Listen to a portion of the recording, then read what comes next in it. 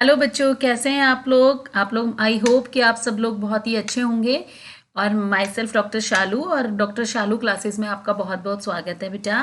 और आज हम शुरू शुरू करने जा रहे हैं अपना +1 का chapter 2, that is biological classification. बेटा ये चैप्टर बहुत ही ज़्यादा इंपॉर्टेंट है। इस चैप्टर में सारी क्लासिफिकेशंस के बेसिक्स हैं। और आपको बहुत ही बोरिंग लगता होगा ये चैप्टर, लेकिन ये चैप्टर बोरिंग नहीं, हम इसको बड़े ही इंटरेस्टिंग तरीके से पढ़ेंगे। और जैसे कि मेरे क्लासेस के अंदर हम लोग एनसीईआरटी को डिकोड करते हैं, एनसीईआरटी की लाइन बाय लाइन पढ़ते हैं, तो इस चैप्टर को भी हम वैसे ही पढ़ेंगे। एनसीईआरटी को लाइन बाय लाइन पढ़ेंगे और उसके बाद हम इस चैप्टर के अंदर दिखाएंगे कि हम किस तरीके से क्लासीफाई करते हैं। अब क्वेश्चन ये आता है बेटा, आखिर हम क्लासीफाई करते क्यों हैं ऑर्गेनिज्म को। बेटा देखो, हमारे जो अर्थ है, हमारा जो वर्ल्ड है, वो बहुत ही ज़्यादा बड़ा है। उसमें अलग अलग प्रकार के एनिमल्स और प्लांट्स मिलते हैं। अगर हम उनको किसी कैटेगरी के अंदर नहीं रखेंगे तो हर एक प्लांट को और हर एक एनिमल को स्टडी करना बहुत ही ज़्यादा मुश्किल होने वाला है।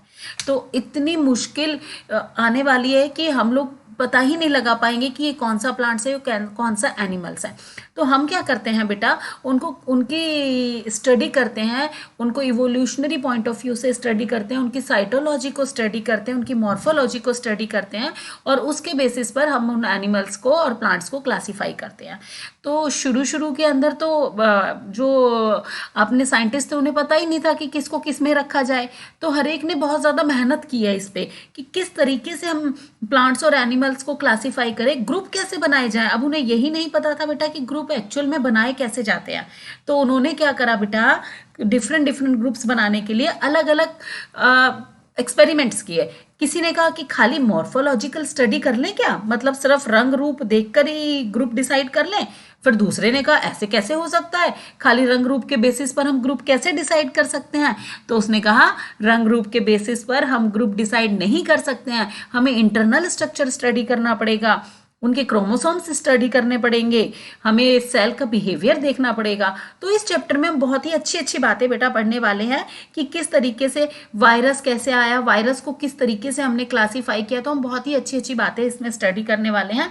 ये चैप्टर शुरू करने से पहले बेटा आप मेरे चैनल को लाइक, शेयर और सब्सक्राइब कर लीजिए और ज़्यादा से ज़्यादा शेयर कीजिए ताकि ज़्यादा से ज़्यादा बच्चों तक ये एजुकेशन पहुँच सके। इट्स टोटली फ्री एजुकेशन बेटा। इसके अंदर मैं 1 से लेके जेड तक, ए से लेके जेड तक बायोलॉजी के जितने भी कॉन्सेप्ट है सब क्लियर करने वाली हूँ। इसके अंदर आप लोगों का 1 रुपया भी नहीं लग रहा है। तो जब आपको फ्री के अंदर कोई चीज मिल रही है, एजुकेशन मिल रही है, तो क्यों ना हम उन तमाम बच्चों तक वो एजुकेशन पहुंचाए जो कि बहुत ज्यादा पैसा कोचिंग में खर्च नहीं कर सकते हैं। तो ये आपकी भी जिम्मेदारी बनती है बेटा, एक बेहतर समाज का निर्माण करने के लिए हमें ये चीजें करनी चाहिए। तो इसलिए बेटा मेरे चैनल को लाइक, शेयर और सब्सक्राइब कीजिए। और इसी के साथ हम अपना ये चैप्टर स्टार्ट करते हैं, दैट इज बायोलॉजिकल क्लासिफिकेशन। ये चैप्टर का नाम है बेटा बायोलॉजिकल क्लासिफिकेशन। हम बहुत ही इजी वे में पढ़ने वाले हैं बेटा, मैं इतने इजी वे में पढ़ने वाली हूं कि आप लोगों को बहुत अच्छे से समझ में आ जाएगा। Since the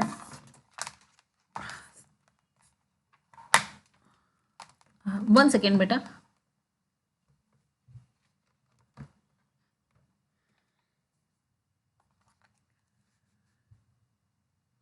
since the dawn of civilization there have been many attempts to classify living organism।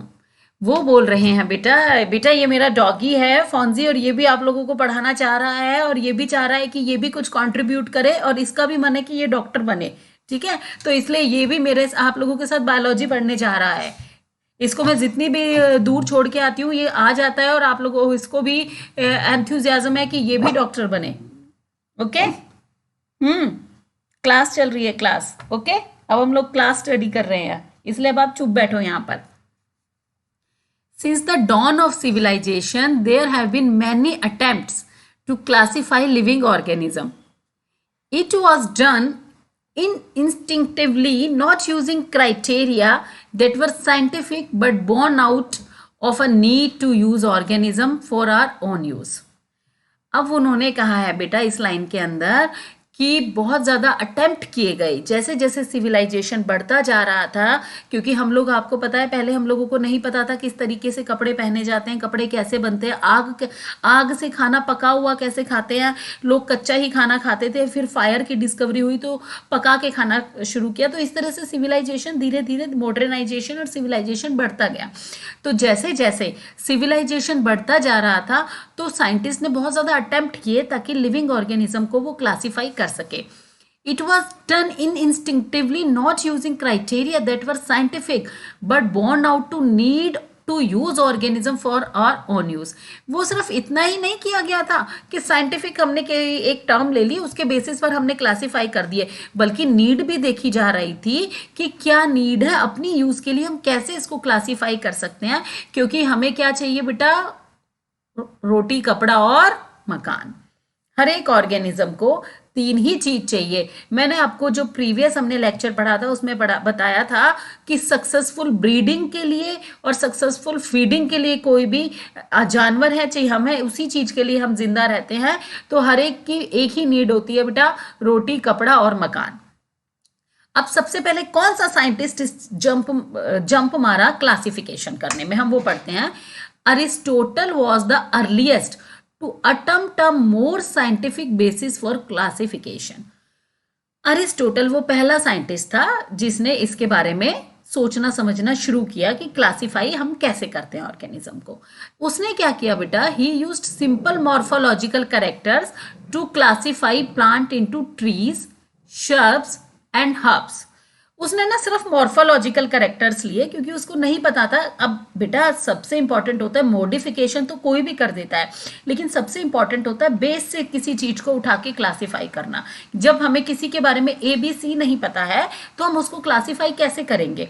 तो जो हमारा अरिस्टोटल था वो पहला साइंटिस्ट था जो इसमें कूदा, भाई मुझे क्लासिफाई करना है। अब उसको कुछ समझ में नहीं आया तो उसने क्या कहा कि मैं सिर्फ जो बाहरी उसका कैरेक्टरिस्टिक्स है, जो मॉर्फोलॉजिकल समझते हो ना, बाहर से आखिर इंसान कैसा दिखता है, ये फूल लाल है, ये गुलाबी है, ठीक है, ये इंसान ऐसा है, ये 4 पैरों पे चलता है जानवर, ये 2 पैरों पे चलने वाला है। तो इसके बेसिस पर उसने क्लासिफाई करना शुरू किया। और इसके बेसिस पर तो इसने सिंपल बेटा ये इंपॉर्टेंट है नीड पॉइंट ऑफ व्यू से, कौन से करेक्टर्स लिए, सिंपल मॉर्फोलॉजिकल करेक्टर्स लिए और प्लांट्स को ट्रीज, शर्ब्स और हर्ब्स में क्लासिफाई कर दिया। He also divided animals into 2 groups, और एनिमल्स को 2 ग्रुप में लाया। ऐसे एनिमल जिनके पास रेड ब्लड है और ऐसे एनिमल जिनके पास रेड ब्लड नहीं है। जब हम एनिमल किंगडम पढ़ेंगे तो हम उसमें पढ़ेंगे कि काफी सारे एनिमल ऐसे हैं जिनका ब्लड लाल नहीं है। वो क्यों नहीं है, किस लिए नहीं है, ऐसा कौन सा पिगमेंट है जिसकी वजह से उनका ब्लड लाल नहीं है, और वो हमारे अंदर है, हमारा ब्लड लाल है। तो ये सब बेटा हम एनिमल किंगडम ऑफ क्लासिफिकेशन में पढ़ेंगे। तो सिंपल आपको ये जानना है कि अरिस्टोटल साइंटिस्ट आया और उसने मॉर्फोलॉजिकल कैरेक्टरिस्टिक्स, सिर्फ बाहरी कैरेक्टरिस्टिक्स के बेसिस पर प्लांट्स को तो ट्री, शर्ब्स और हर्ब्स में डिवाइड कर दिया, और एनिमल्स को red blood as well as जिनके पास रेड ब्लड नहीं है उसमें डिवाइड कर दिया।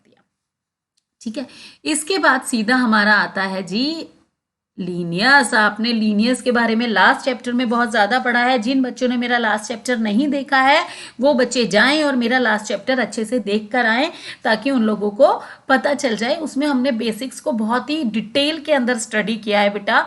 डिटेल में हमने इसलिए स्टडी किया है ताकि आप लोगों को बायोलॉजी बहुत ही ईजी लगे और समझ में आने लगे। ठीक है, तो लीनियस आया, उसने 2 किंगडम ऑफ क्लासिफिकेशन दिया। 2 किंगडम का मतलब है पूरे जितने भी ऑर्गेनिज्म है उनको 2 किंगडम में बना के रख दिया। किंगडम के बारे में हमने पढ़ा था, हाईएस्ट लेवल ऑफ क्लासिफिकेशन होता है। उसने सिंपल 2 किंगडम बनाए। एक किंगडम को उसने बोला प्लांट और दूसरे किंगडम को उसने बोला एनिमेलिया। ठीक है, तो प्लांट किंगडम और एनिमेलिया किंगडम डेवलप कर दिया।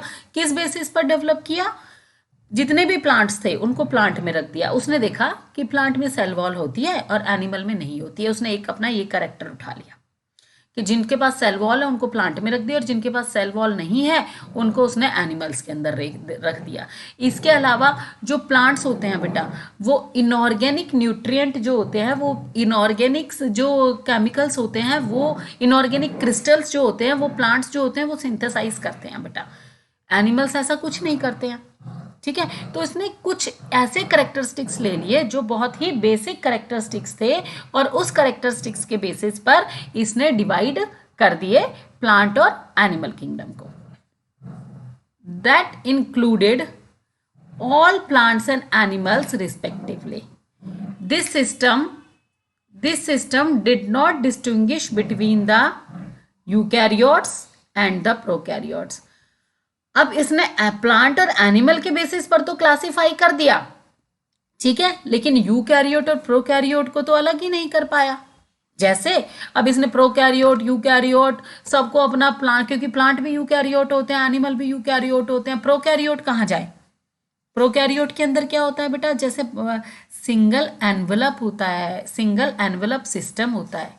सिंगल एनवेलप सिस्टम क्या होता है बेटा? सिंगल एनवेलप सिस्टम वो होता है कि उनकी जो बॉडी होती है, प्लांट की जो बॉडी होती है, वो एक ही सेल के अंदर डिवाइडेड है और उसके ऊपर एक ही कवरिंग है, एक ही सेल है और उसके ऊपर एक ही प्लाज्मा मेम्ब्रेन की कवरिंग है और वो सारे के सारे काम ना वही करती है, सारे के सारे काम वही सेल करती है। तो उसको कहते हैं बेटा सिंगल एनवेलप सिस्टम, ठीक है। तो उसने क्या किया, उसने ये चीजें तो बता दी, लेकिन उसने सिंगल एनवेलप सिस्टम के अंदर उसने कुछ बताया ही नहीं कि भाई डबल एनवेलप सिस्टम क्या होता है, सिंगल एनवेलप सिस्टम क्या होता है, और प्रोकैरियोट कहाँ जाएंगे बेचारे? एनिमल्स को जैसे आपकी क्लास के अंदर मैडम ने 2 लाइन बना दी है, ये बच्चा इसमें जाएगा और ये बच्चा इसमें जाएगा, कुछ बच्चे रह गए हैं, उनको समझ ही नहीं आ रहा, उनके करेक्टरिस्टिक्स इस लाइन से भी नहीं मिलते और उस लाइन से भी नहीं मिलते, तो वो कहाँ जाएंगे? This system did not distinguish between the eukaryotes and prokaryotes. सबसे इंपॉर्टेंट, इस सिस्टम ने यूनिसेलुलर एक सेल वाले और मल्टी सेलुलर ऑर्गेनिज्म और उनको बारे में भी नहीं बताया कि यूनिसेलुलर और मल्टी सेलुलर सब एक में घुसा दिया। फोटोसिंथेटिक जो खाना बनाते हैं एंड नॉन फोटोसिंथेटिक जो खाना नहीं बनाते हैं, जैसे ग्रीन एल्गी और फंजाई, इसको उसने डायरेक्ट प्लांट किंगडम के अंदर डाल दिया। लेकिन इन दोनों में तो बहुत फर्क है, ग्रीन एल्गी अपना खाना खुद बनाती है और फंजाई अपना खाना खुद नहीं बनाती है। So classification of organism into plants and animals was easily done and was easy to understand. बहुत ही आसानी से उसने प्लांट्स और एनिमल्स में डिवाइड कर दिया और लोगों को समझ में भी आने लगा और बहुत ही इजी अंडरस्टैंड थी। लेकिन बहुत सारे organism did not fall into either category, लेकिन जैसे मैंने आपको ऊपर बताया कि बहुत सारे ऑर्गेनिज्म ऐसे थे जो किसी भी कैटेगरी के अंदर नहीं आ रहे थे। तो ये जो 2 किंगडम ऑफ क्लासिफिकेशन था, तो ये इनएडिक्वेट था, पर्याप्त नहीं था जो एनिमल्स और प्लांट्स थे उनको क्लासीफाई करने के लिए। Besides gross morphology, A need was also felt for including other characteristics, मतलब मॉर्फोलॉजी को भी पूरी तरीके से नहीं लिया गया था, तो उसकी भी स्टडी करनी बहुत ज़रूरी थी। जैसे कि सेल स्ट्रक्चर, सेल का स्ट्रक्चर कैसा है, जैसे मैंने बताया कि सिंगल सेल काम कर रही है, मल्टी सेल काम कर रही है, एक सेल ही सारे फंक्शन कर रही है या बहुत सारी सेल है, हर एक सेल के पास अलग अलग फंक्शन है, तो उनके स्ट्रक्चर को देखना बहुत ज़रूरी था। जो वॉल है वो किस तरह की है, मोड ऑफ न्यूट्रिशन है, किस तरह का खाना खाते हैं वो, ठीक है, वो भी देखना, वो हैबिट्स भी देखनी ज़रूरी थी। हैबिटेट कहाँ पर रहते हैं वो, और उनका रिप्रोडक्शन का मेथड क्या है, और उनके बीच में इवोल्यूशनरी रिलेशनशिप क्या है। जैसे हम लोग कहते हैं कि हम लोग कहाँ से डेवलप हुए हैं बेटा, हम लोग बंदरों से डेवलप हुए हैं, ये बोला जाता है, लेकिन आप इवोल्यूशन में पढ़ोगे कि बर्ड से भी डेवलप हुए हैं हम लोग। तो क्या होता है बेटा, हमें सारी जैसे हमने क्रोमोसोम की स्टडी करी बेटा, एप के अंदर 48 होते हैं, ह्यूमंस के अंदर 46 होते हैं, तो हम लोगों का जो क्रोमोसोम है वो बहुत ज़्यादा जो नंबर है, काउंट है, वो एप के पास है। तो इसलिए हमने ये अंदाज़ा लगा लिया कि भैया हम तो बंदरों से आए हैं, हम तो एप से आए हैं, और भी बहुत सारे रीजंस हैं, मैं आपको बेसिक बता रही हूँ कि हम लोग तो एप से आए हैं। तो इसलिए उन्होंने कहा कि उनका इवोल्यूशनरी रिलेशनशिप देखना ज़रूरी है कि वो जो 2 ऑर्गेनिज्म है वो कितना एक दूसरे से सिमिलर हैं, ताकि हम उसको एक कैटेगरी में रख सकें। तो उसने तो क्या किया, उसने तो सिर्फ कुछ मॉर्फोलॉजिकल कैरेक्टर लिए लीनियस ने और किंगडम को डिवाइड कर दिया, लेकिन उस क्या क्या और चीज डिस्कस करनी थी, सेल का स्ट्रक्चर, जो वॉल सेल वॉल है वो कैसी है, किस तरीके का वो खाना खाते हैं, हैबिटेट कहाँ पर वो रहते हैं, और इनका मेथड ऑफ रिप्रोडक्शन क्या है, और उनके बीच में इवोल्यूशनरी रिलेशनशिप कैसा है। classification system for the living organism have and undergo several changes over time. Time बढ़ता गया, नई नई क्लासिफिकेशंस आती गई तो बहुत ज़्यादा टाइम बढ़ता गया और साइंटिस्ट उसके ऊपर डिफरेंट डिफरेंट अपने एक्सपेरिमेंट करते रहे और नई नई क्लासिफिकेशन आती रही। ठीक है, उसके बाद में हमारा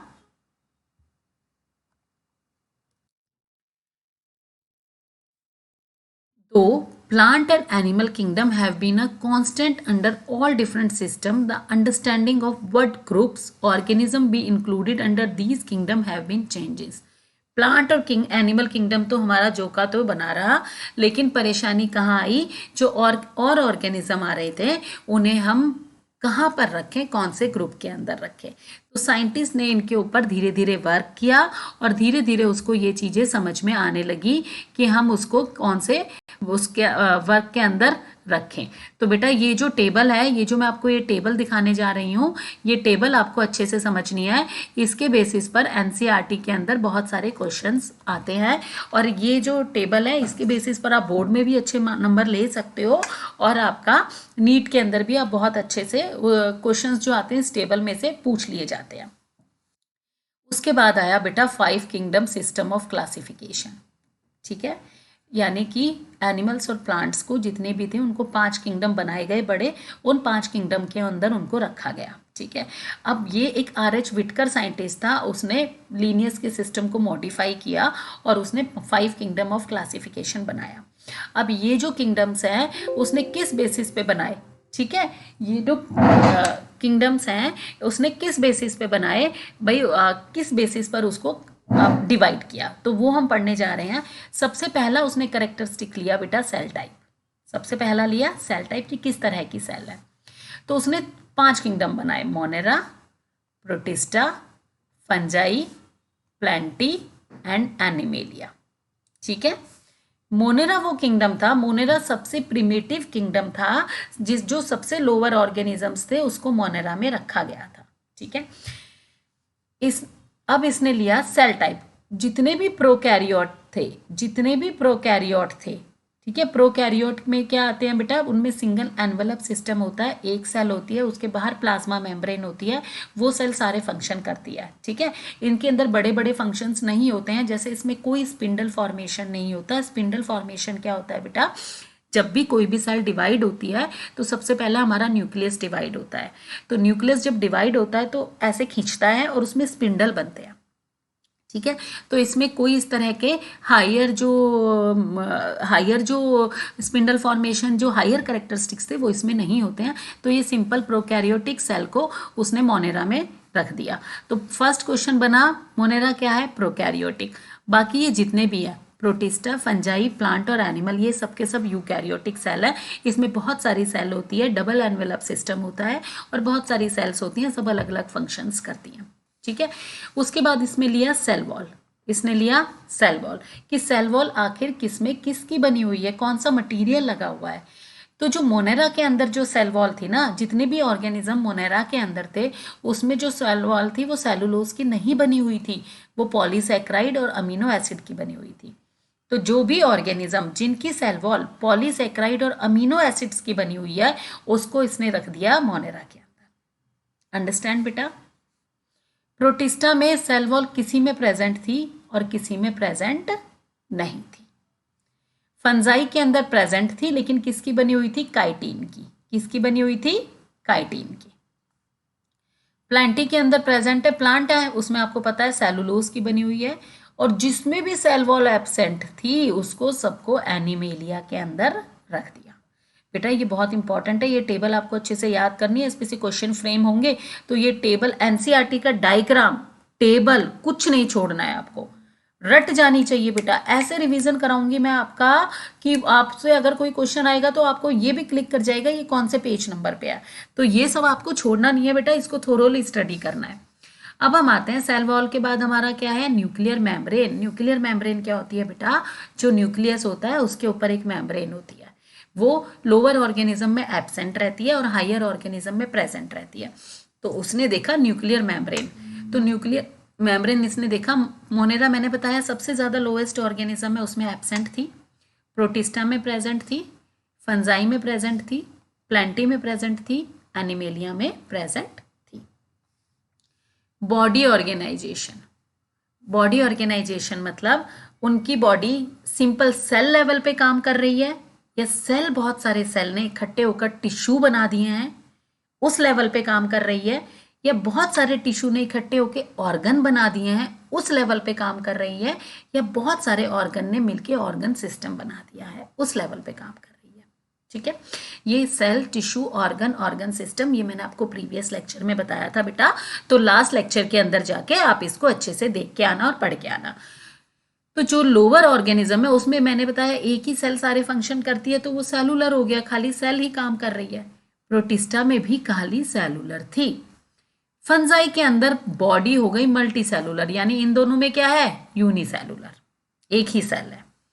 फंजाई में आके देखो बेटा इवोल्यूशन हो रहा है धीरे धीरे, लोअर कैरेक्टरिस्टिक से हायर कैरेक्टरिस्टिक्स की तरफ हम जा रहे हैं, बॉडी हमारी कॉम्प्लेक्स होती जा रही है।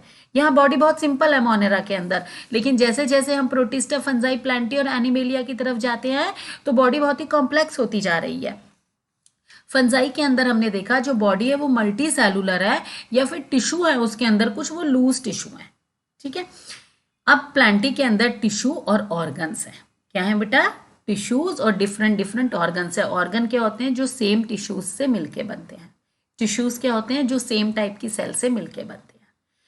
अब एनिमेलिया सबसे हाईएस्ट किंगडम है, इसमें टिश्यू भी होता है, ऑर्गन्स भी होते हैं, जैसे कि हमारी बॉडी में लीवर प्रेजेंट है, लंग्स प्रेजेंट है, ऑर्गन सिस्टम भी होते हैं, जैसे कि डाइजेस्टिव सिस्टम है, एक्सक्रीटरी सिस्टम है, अगर हमें सांस लेते हैं तो उसके लिए रेस्पिरेटरी सिस्टम है। जब बहुत सारे ऑर्गन आपस में मिल जाते हैं तो वो ऑर्गन सिस्टम बनाते हैं। अब हम आते हैं बेटा मोड ऑफ न्यूट्रिशन, किस तरह का खाना खाते हैं। जो मोनेरा है, ठीक है, वो है ऑटोट्रॉफिक, और प्रोटिस्टा भी ऑटोट्रॉफिक है। ठीक है, ऑटोट्रॉफिक का मतलब होता है बेटा जो अपना खाना खुद बनाते हैं, जो अपना खाना खुद बनाते हैं। तो इसमें 3 ऑटोट्रॉफिक है, मोनेरा अपना खाना खुद बनाते हैं, प्रोटिस्टा अपना खाना खुद बनाते हैं, और प्लांटी अपना खाना खुद बनाते हैं। जबकि फंजाई और एनिमल्स अपना खाना खुद नहीं बनाते हैं, वो दूसरे एनिमल पर डिपेंड करते हैं। ठीक है, अब इसमें ऑटोट्रॉफिक थे chemosynthetic and photosynthetic autotrophic, and heterotrophic भी प्रेजेंट थे, कुछ हिट्रोट्रॉफिक भी प्रेजेंट थे। ठीक है, कीमोसिंथेटिक क्या होते हैं बेटा, जो केमिकल से अपना खाना बनाते हैं। फोटोसिंथेटिक क्या होते हैं, जो सनलाइट और कार्बन डाइऑक्साइड गैस लेके, सनलाइट की प्रेजेंस में मिनरल्स लेके प्लांट से अपना खाना बनाते हैं। ठीक है, सेप्रोट्रॉफिक क्या होते हैं बेटा, जो गले सड़े, जो गला सड़ा रहता है उससे अपना खाना लेते हैं। हम डिटेल में पढ़ेंगे, यहाँ मैं आपको बेसिक समझा रही हूँ कि किस बेसिस पर उसने डिवाइड किया, हम सब कुछ डिटेल में पढ़ेंगे आगे। ठीक है, मोनेरा हम बहुत डिटेल में पढ़ने वाले हैं। पैरासिटिक क्या होता है बेटा, पैरासिटिक होता है जो दूसरे ऑर्गेनिज्म पे अपने खाने के लिए डिपेंड रहता है। जैसे कि मैंने बताया, जैसे कि आप लोगों ने पढ़े होंगे जो बिग्गूज हो जाते हैं एनिमल्स के अंदर, जो फ्लीज हो जाती हैं एनिमल्स के अंदर, वो एनिमल की बॉडी पर चिपटी रहती हैं, उससे अपना खाना लेती रहती है, वो कहते हैं पैरासाइट्स, उन्हें हम कहते हैं। तो इसके अंदर तो मोनेरा में ऑटोट्रॉफिक, हिट्रोट्रॉफिक, हिट्रोट्रॉफिक के कौन कौन से टाइप हैं, सेप्रोफिटिक, गली सड़ी चीजों से खाना लेना, एंड द पैरासिटिक। प्रोटिस्टा के अंदर है ऑटोट्रॉफिक, यानी अपना खाना खुद बनाते हैं, वो भी फोटोसिंथेटिक, फोटो मतलब लाइट, सनलाइट की मदद से अपना खाना खुद बनाते हैं, एंड हिट्रोट्रॉफिक और दूसरों पर भी डिपेंड रहते हैं। फंजाई प्योरली हिट्रोट्रॉफिक हैं, वो सेप्रोफिटिक और पैरासिटिक उनका मोड ऑफ न्यूट्रिशन होता है, वो गली सड़ी चीजों से भी खाना लेती हैं और दूसरों की बॉडी पे भी जाके अपना खाना लेती हैं। प्लांट सिर्फ और सिर्फ ऑटोट्रॉफिक हैं। ठीक है, वो अपना खाना खुद बनाते हैं और हमें भी देते हैं, हम सब प्लांट पे डिपेंडेंट है। कोई किसी को मैंगो पसंद है, किसी को एप्पल पसंद है, लेकिन ये सब हमें कहाँ से मिलते हैं बेटा, ये सब हमें प्लांट से मिलते हैं। हिट्रोट्रॉफिक, होलोजोइक और सेप्रोफिटिक। होलोजोइक का मतलब है पूरे के पूरे एनिमल्स को अपने अंदर निगल जाना, होल बॉडी को निगल जाना। सेप्रोफिटिक वही गले सड़ी चीजों पे डिपेंड करना। ठीक है, तो अलग अलग तरह के एनिमल है, उनका फीडिंग हैबिट्स भी अलग अलग है, ये सब हम डिटेल में पढ़ने वाले हैं। यहाँ पर आपके लिए बस ये जानना जरूरी था, जो R.H. विटकर था जिसने 5 किंगडम बनाए, उसने सेल टाइप लिया, एक सेल वॉल टाइप लिया, कैसी है, न्यूक्लियर मेम्ब्रेन है या नहीं है ये लिया, बॉडी कैसी है, सेल्स की बनी हुई है, टिश्यूज की बनी हुई है, ऑर्गन्स की बनी हुई है या ऑर्गन सिस्टम की, इसके अलावा किस तरीके का खाना वो खाते हैं, खुद बनाते हैं या दूसरे पे डिपेंड करते हैं। तो ये 5 कैरेक्टरिस्टिक्स बेटा बहुत इंपॉर्टेंट है। कई बार ये 5 कैरेक्टरिस्टिक्स आ जाते हैं, 4 लिख के आते हैं, एक कुछ और लिखा आ जाता है, कौन सा नहीं है या फिर कौन सा है या फिर किस में क्या प्रेजेंट है। तो ये क्वेश्चंस नीट में फ्रेम हो जाते हैं, तो इसलिए इसको आपको अच्छे से ध्यान रखना है और इसको आपको टेबल को बहुत ही थोरोली स्टडी करनी है। ठीक है, अब हम आगे पढ़ते हैं बेटा।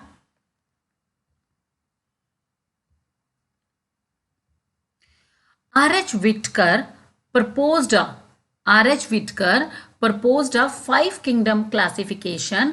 और किंगडम को इसने किस किस में डिवाइड किया बेटा, जैसे मैंने बताया, Monera, protista, fungi, Plantae and the animalia, animal में। जो मेन करेक्टरिस्टिक्स किस पे डिवाइड किया उसने, कौन कौन से करेक्टरिस्टिक्स लिए? Cell structure, very good. Body की कैसी ऑर्गेनाइजेशन है, सेल की बनी हुई है या फिर टिश्यू की? किस टाइप का खाना खाते हैं, यानी mode of nutrition, reproduction and phylogenetic relationship. Phylogenetic relationship का मतलब होता है उसका, उसने पिछला इतिहास भी देखा, वो कैसे इवॉल्व हुए हैं, इवोल्यूशन देखा सारे एनिमल्स का, कि इवोल्यूशन किसका इवोल्यूशन आपस में मैच करता है, कौन ज्यादा सिमिलर है। तो फाइलोजेनेटिक रिलेशनशिप का मतलब है इसने इवोल्यूशनरी हिस्ट्री भी देखी कि कोई किस तरीके से इवॉल्व हुआ है, उसकी बॉडी पहले कैसी थी, इवॉल्व होके कैसी बन गई। तो टेबल हमने पढ़ चुके हैं हम। The 3 domain system has also been proposed that divides the kingdom Monera into 2 domain, leaving the remaining eukaryotic kingdoms in the 3rd domain। ठीक है, इसने 3 डोमेन सिस्टम भी प्रपोज किया गया था पहले। उसमें जो मोनेरा किंगडम था उसको पहले 2 डोमेन में रखा गया था, बाकी जो तीसरा डोमेन था उसमें सारे, आपने देखा कि यही एक आपका प्रोकैरियोटिक है, बाकी सब यूकैरियोटिक है। तो उसने 2 डोमेन के अंदर तो मोनेरा को रख दिया, और जो तीसरा डोमेन था उसके अंदर आपका किसको रख दिया, जितने भी एनिमल्स प्लांट्स थे सबको रख दिया। Thereby a 6 kingdom classification. You will learn about this system, higher class के अंदर आप पढ़ोगे तो आपको यहाँ पर ज़्यादा इंपॉर्टेंस इसको नहीं देना है। इंपॉर्टेंस यहाँ से लेकर यहाँ तक आपके लिए इंपॉर्टेंट है, वो टेबल इंपॉर्टेंट है। ठीक है, let us look at this 5 kingdom classification to understand the issues and consideration that influence the classification system। अब हम इस देखते हैं, अब इस 5 किंगडम ऑफ क्लासिफिकेशन के बारे में देखते हैं और उसको अच्छे से समझने की कोशिश करते हैं कि आखिर ये है क्या। अब अर्लियर, पहले क्या होता था बेटा, क्लासिफिकेशन सिस्टम में बैक्टीरिया रहते थे, blue green algae, fungi, mosses, ferns, gymnosperms, angiosperms. इन सबको सीधा सीधा हमने प्लांट के अंदर डाल दिया था। इन सबको, बैक्टीरिया को भी प्लांट में डाल दिया था, क्योंकि पहले मैंने बताया बस 2 ही किंगडम में क्लासिफाई किया था, प्लांट में एज वेल एज एनिमल में। तो हमने क्या किया, जितने भी ये थे ना, थोड़ा सा भी जिसमें भी सेल वॉल थी, सबको किस में डाल दिया, प्लांट्स के अंदर डाल दिया। The characters that unified this whole kingdom was that all the organism included had a cell wall। मैंने क्या बताया, जिसके अंदर भी सेल वॉल थी, इन्होंने क्या बेसिस बनाया, इन सब में सेल वॉल है, सबको प्लांट में डाल दो। ठीक है, तो आपको ये भी आपको पता चल गया, फंगस में भी सेल वॉल है, मोसिस में भी सेल वॉल है, जिम्नोस्पर्म में भी सेल वॉल है, एंजियोस्पर्म में भी सेल वॉल है, फर्न्स में भी सेल वॉल है। तो जिसमें भी सेल वॉल है उन सबको क्या डाल दिया, प्लांट में।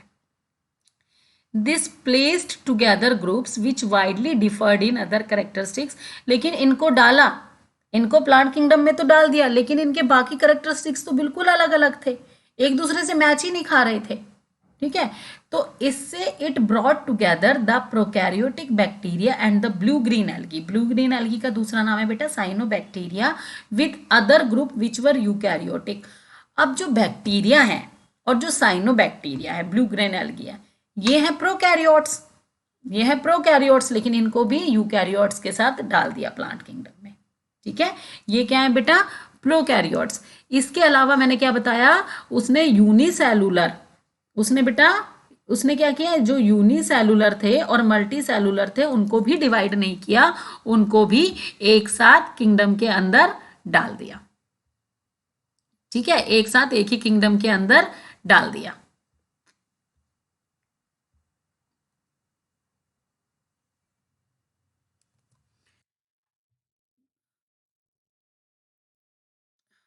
This placed together groups which widely differed in other. It brought together the prokaryotic bacteria and the blue-green algae with other groups which are eukaryotic. ये मैंने आपको बता दिया.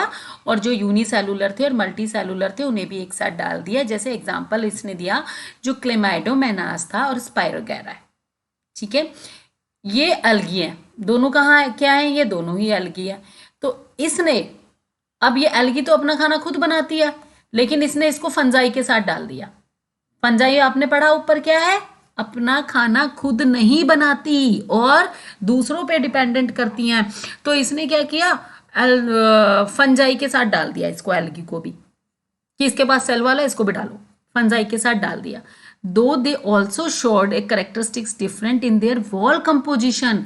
अब क्या है बेटा, एक सेल वॉल तो है, उसने ये भी नहीं देखा कि इनकी जो सेल वॉल है वो एक्चुअल में सेल वॉल बनी किसकी हुई है. ये भी नहीं देखा कि अभी हमने ऊपर देखा ना इसके अंदर की सेल वॉल किसकी बनी हुई है. इसने ये तक नहीं देखा कि जो इनकी सेल वॉल है वो किसकी बनी हुई है, क्योंकि जो फंजाई की सेल वॉल थी उसकी सेल वॉल में था काइटिन, जबकि जो ग्रीन प्लांट है उनकी सेल वॉल में है सेलुलोज. ये हमने ऊपर पढ़ा. तो इसने सेल वॉल देख के डाल दिया, ना यूनिसेलुलर को मल्टी सेलुलर से अलग किया, ना जो अपना खाना खुद बनाते हैं उनको जो दूसरों पे डिपेंड रहते हैं उनसे अलग किया, और उसने सिर्फ सिंपल चीज देखी और उस पर डाल दिया. When such characteristics were considered, जब इन characteristics को बाद में स्टडी किया गया तो जो फंजाई है उसको सेपरेट किंगडम में डाला गया, जिसको बोला किंगडम फंजाई. अलग ही किंगडम बना दिया उसका. ठीक है, किंगडम फंजाई. जितने भी प्रोकैरियोटिक ऑर्गेनिज्म थे उनको किंगडम मोनेरा में डाल दिया, यानी कि बैक्टीरिया, साइनोबैक्टीरिया, ये प्रोकैरियोट्स थे, इनको मोनेरा में डाला. मोनेरा में सारे प्रोकैरियोट्स हैं. और जो यूनिसेलुलर यूकैरियोट्स थे बेटा, ये आया था नीट के अंदर कि प्रोटिस्टा के अंदर कौन है, यूकैरियोट्स हैं लेकिन यूनिसेलुलर. तो प्रोटिस्टा के अंदर क्या है बेटा, यूनिसेलुलर यूकैरियोट. मोनेरा के अंदर क्या है, प्रोकैरियोट. ठीक है. Kingdom protista was brought together Chlamydomonas, chlorella. इनको सबसे पहले एल्गी को प्लांट्स के अंदर रखा गया था क्योंकि दोनों के अंदर सेल वॉल है, लेकिन किंगडम प्रोटिस्टा इस चीज को अब मतलब किंगडम प्रोटिस्टा जब बना तो इनकी भी थोरो स्टडी की गई. ठीक है. इनको पैरामीशियम एंड अमीबा, ठीक है, पैरामीशियम और amoeba which were earlier placed in the animal kingdom which lack cell wall. इन सबको किस में डाला, प्रोटिस्टा में. इन सबको किस में डाला, प्रोटिस्टा में. It has put together organism which in earlier classification were placed in different kingdom. अब इन सबको अलग अलग किंगडम्स में डाल दिया गया था उनके बेसिस पर, लेकिन प्रोटिस्टा आया, मोनेरा आया, प्लांटी आया, एनिमल आया, तो सबको उनके करेक्टरिस्टिक्स के अकॉर्डिंगली उनकी सेल वॉल कैसी बनी हुई है, कैसा खाना खाते हैं, क्या बॉडी ऑर्गेनाइजेशन है, उसके बेसिस पर अलग अलग किंगडम के अंदर उनको रखा. ठीक है. This happened because the criteria of classification. ये सब क्यों पॉसिबल हो पाया, क्योंकि विटकर ने क्लासिफिकेशन कैसे की जाए वो क्राइटेरिया ही चेंज कर दिया. This kind of changes will take place in future too depending upon the improvement in understanding the characteristics and evolutionary. अब ऐसा नहीं है कि ये रुक गया है. ये क्या कहती है एनसीईआरटी, क्या कहती है कि इस तरह के चेंजेस फ्यूचर में भी पॉसिबल है. इस तरह के चेंजेस फ्यूचर में भी पॉसिबल है. ऐसा नहीं है कि कोई भी क्लासिफिकेशन रुक गई है. ठीक है, कोई भी क्लासिफिकेशन रुक गई है तो ये फ्यूचर में भी इस तरह के चेंजेस हो सकते हैं.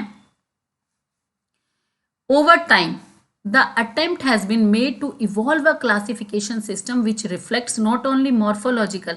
जैसे जैसे टाइम बढ़ता गया तो एक हमने ऐसा क्लासिफिकेशन सिस्टम तैयार किया जो खाली मॉर्फोलॉजिकल कैरेक्टरिस्टिक्स को ही ना देखे बल्कि एनाटॉमिकल भी देखे, कि उसको बॉडी को काट के एलएस टीएस सब लेके कि बॉडी की ऑर्गेनाइजेशन कैसी है, फिजियोलॉजिकल भी देखे कि किस तरीके से वो खाना खाते हैं, किस तरीके से वो सांस लेते हैं, हर एक के अंदर ब्लड सर्कुलेटरी सिस्टम कैसा है, उनका रिप्रोडक्शन भी देखे कि किसका मोड ऑफ रिप्रोडक्शन क्या है, कौन एक्सटर्नल रिप्रोडक्शन शो करता है, कौन इंटरनल रिप्रोडक्शन शो करता है. तो ये सब चीजें भी देखनी है. और सबसे इंपॉर्टेंट फाइलोजेनेटिक रिलेशनशिप देखें, यानी कि किस तरीके से इवोल्यूशन हुआ है. तो उसने कहा कि क्लासिफिकेशन बढ़ती गई। उसने कहा कि मॉर्फोलॉजिकल बेसिस पर ही नहीं, हमें फिजियोलॉजिकल भी स्टडी करनी पड़ेगी, रिप्रोडक्टिव भी देखना पड़ेगा, फाइलोजेनेटिक भी देखना पड़ेगा, यानी कि उनको इवोल्यूशनरी रिलेशनशिप भी देखना पड़ेगा। तो इन दिस चैप्टर, अब इस चैप्टर के अंदर बेटा हम पढ़ेंगे मोनेरा, प्रोटिस्टा, फंजाई। इस चैप्टर के अंदर हम अब इन किंगडम को हम डिटेल में पढ़ेंगे। प्लांटी किंगडम को हम किंगडम प्लांट किंगडम यानी कि नेक्स्ट चैप्टर में पढ़ेंगे। एनिमल को हम उससे नेक्स्ट चैप्टर के अंदर पढ़ेंगे। लेकिन इसके अंदर हम मोनेरा, फंजाई एंड क्या पढ़ेंगे बेटा, प्रोटिस्टा। ठीक है, तो ये जो चीज है बेटा मोनेरा, फंजाई एंड प्रोटिस्टा, ये हम पढ़ेंगे बेटा अपनी नेक्स्ट क्लास के अंदर। नेक्स्ट क्लास के अंदर हम इसको डिटेल के अंदर स्टडी करेंगे। इवन हम वायरस भी पढ़ेंगे। ठीक है, वायरस कैसा होता है, उसको किसी भी किंगडम के अंदर वो सूट क्यों नहीं कर पा रहा है, आखिर उसके अंदर ऐसा क्या है, क्योंकि उसके पास खुद की मशीनरी होती ही नहीं है बेटा, वो तो होस्ट की मशीनरी पे डिपेंड करता है। तो ये आज हमने मोटा मोटा पढ़ लिया कि भाई क्यों क्लासिफिकेशन हुई। पहले खाली मॉर्फोलॉजिकल कैरेक्टरिस्टिक्स के बेसिस पर क्लासीफाई करते थे, फिर बाद में जैसे जैसे साइंटिस्ट आए उन्होंने कहा कि मॉर्फोलॉजिकल बेसिस पर तो पॉसिबल नहीं है, तो हमें फिजियोलॉजिकल, एनाटॉमिकल, साइटोलॉजिकल, कीमोलॉजी सब कुछ पढ़ना पड़ेगा और उसके बेसिस पर हमें स्पीसीज को क्लासीफाई करना पड़ेगा। तो जो R.H. विटकर है उन्होंने 5 क्राइटेरिया लिए, सेल वॉल कैसी है, न्यूक्लियर मेम्ब्रेन है या नहीं है, कैसा खाना खाते हैं, फाइलोजेनेटिक रिलेशनशिप क्या है, तो ये कैरेक्टरिस्टिक्स लिए और उसके बेसिस पे 5 किंगडम बना दिए।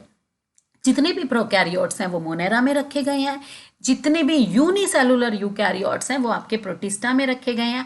एल्गी को हमने अलग प्लांट किंगडम में रखा है। फंजाई को किस लिए अलग किया है, क्योंकि ये अपना खाना खुद नहीं बनाती है और दूसरों पर डिपेंड रहती है। मोड ऑफ न्यूट्रिशन के बेसिस पर हमने फंजाई को अलग कर दिया है। ठीक है, तो अब हम 1 बाय 1 डिटेल में पढ़ेंगे कि मोनेरा में क्या है, प्रोटिस्टा में क्या है और फंजाई में क्या है। ठीक है, तो तब तक के लिए बेटा ये आपको टेबल अच्छे से पढ़ के आनी है, ये आपका होमवर्क है आज का, ये टेबल आपको अच्छे से पढ़ के आनी है। हम क्वेश्चंस भी करेंगे। ठीक है, लेकिन पहले हमें ये चैप्टर लाइन टू लाइन पढ़ना है। तो ये टेबल आपको अच्छे से पढ़ के, इसमें इंपॉर्टेंट यही है कि किस बेसिस पर डिफाइन किया गया, कौन से कैरेक्टरिस्टिक्स होते हैं, मोनेरा में कौन से, प्रोटिस्टा में कौन से, फंजाई में कौन से, पहले कौन सा बेसिस लिया गया, बाद में किस बेसिस को लिया गया। तो बस यही इंपॉर्टेंट इसमें 4-5 लाइनें हैं जो कि आपको पढ़नी है। तो बेटा ये आपको कल पढ़ के आना है और इसके बाद बेटा हम लोग आगे मोनेरा, प्रोटिस्टा पढ़ेंगे। लेकिन जब तक के लिए आप मेरे चैनल को लाइक कर दीजिए बेटा, शेयर कर दीजिए, सब्सक्राइब कर दीजिए। आपके लाइक्स मेरे पास बहुत ज़्यादा नहीं आ रहे हैं बेटा, आपके लाइक्स ही मेरे लिए एनर्जी का काम करते हैं। तो आप प्लीज़ मेरे इस चैनल को लाइक कीजिए, शेयर कीजिए, सब्सक्राइब कीजिए। जब तक के लिए खुश रहिए, टाटा बाय बाय। और अब हम मिलते हैं बेटा